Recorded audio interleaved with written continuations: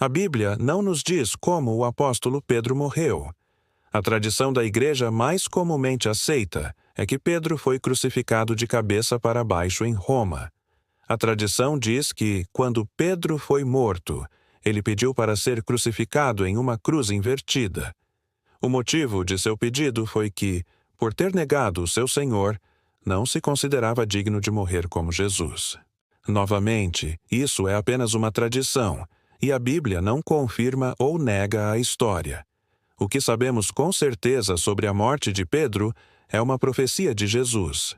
Em verdade te digo que quando eras mais moço tu te cingias a ti mesmo e andavas por onde querias. Quando, porém, fores velho, estenderás as mãos e outro te cingirá e te levará para onde não queres. Disse isto para significar com que gênero de morte Pedro havia de glorificar a Deus.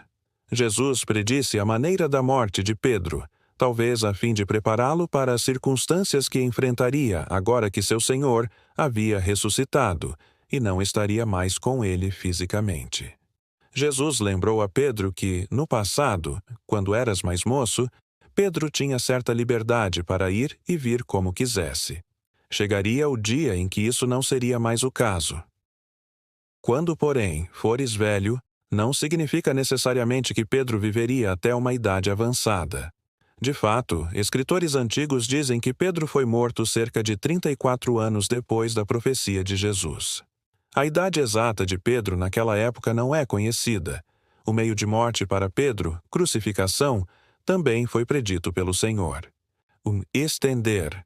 Suas mãos poderia facilmente ser interpretado como Pedro morrendo em uma cruz com os braços estendidos.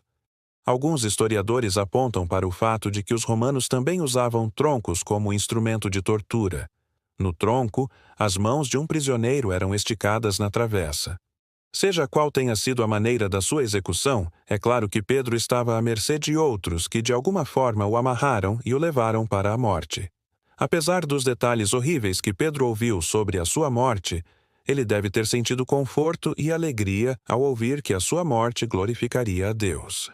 O amor de Pedro por Jesus e seu desejo de obedecê-lo e glorificá-lo ficaram evidentes pelo resto da sua vida e ministério.